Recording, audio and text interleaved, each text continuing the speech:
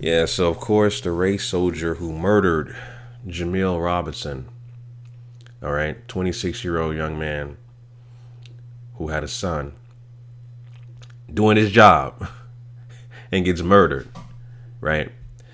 The race soldier is on paid vacation while the so called police department does an investigation to make sure they clear this shit up. So he gets off. He's a white police officer, a 7-year veteran. He only spent 1 year on at this particular police department, and he executed a young black man, single father, 26 years old, cold blood, and he's on paid vacation. And of course, the way the system works, more than likely, he'll find another job and he'll be hired again. So he's already being paid for. You get paid to murder people. That's pretty much normal nowadays. You get paid to kill people. That's what race soldiers do. That's what race soldiers have been doing since the inception of the Judiciary Act of 1789. Since law enforcement has been inserted in the so-called United States of America. So this is pretty much normal. Right? So they haven't released the name of this guy. That they're trying to protect him to an extent, but I'm pretty sure his name and identity will be released, and we'll find out. He's taking pictures with MAGA hats, attending, Trump rallies, and saying black people are niggers and monkeys, and we're gonna find all kinds of shit from his social media, because everything on social media is there forever. I don't care if you delete your goddamn everything. We'll find it. So we'll find out who this guy is. We'll find out who this guy is, and I'm pretty sure what I just said is going to come to fruition.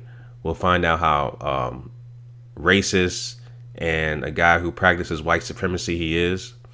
We'll find that out soon enough. But right now, the only thing that they got about this guy is that he is a white so-called police officer, aka race soldier, who is a 7-year veteran. That murdered Jemel Roberson. So, it is what it is, family. That's the system that we live in. We live in a system of racism, white supremacy.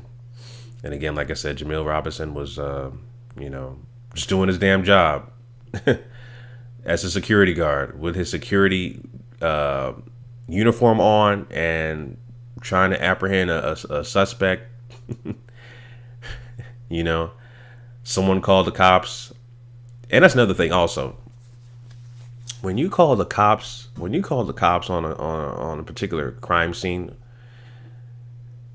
it's how the call it's also how the call is done or how the call is perceived. A lot of the times, these murders, these executions of unarmed black men, women, and children, a lot of the times it's triggered by somebody calling the cops, right? And then they'll probably say some dumb shit like, there's a big black guy shooting the place. We need police, we need police here as soon as possible. And once you do that, once the dispatcher tells, the police, that's the police officers that are on duty, they're on high alert. And they're ready to pull that trigger. They're ready to discharge their firearm.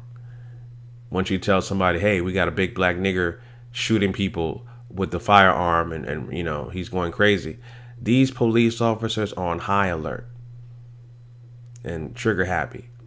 So I want to find out, hopefully they'll release some kind of a 911 operator recordings to find out who the hell called the cops also, on the situation. I understand that, this was at a bar and somebody had an argument and came back and allegedly shot up the place or tried to shoot the place. But let's find out who called the cops and what did they say? Did they describe the guy as a black male, who who had guns and was big and black and scary, to try to exacerbate the situation like they normally do. We'll find out. So it is what it is, family. That's all I got for now in this story. I'll leave the links to this in the description. And also with the execution of Jemel Roberson, when the white police or the white race soldier came to actually go on scene, right, and do his so-called job, witnesses say that the police officer didn't give Jemel Roberson that much time to react, because the police officer basically said, drop your weapon or whatever the case may be. And then less than 5 seconds later, he executed the black man in cold blood. So basically this race soldier was just itching to kill this young black man because, white people have a fear for melanated people. They have a fear of a black man, a black woman, a black child. They have a fear for melanin. That's the fear that they have. And a white supremacist usually would never admit that verbally, but it's innate behavior that's a part of their DNA. It's innate behavior that's a part of their DNA, and that's something that they can't shake. Dr. Francis Quest Wilson said it best: the annihilation, right? The so-called white man understands the annihilation, the genetic annihilation, right, of their ancestry. They know and genetically they're inferior to us. They know that. You know what I'm saying? So, but like I said, it is what it is, family. Leave your comments down below. Let me know what you guys think about this story. Till next time, family. Chauncey, a.k.a. the Black Separatist, signing out. Peace.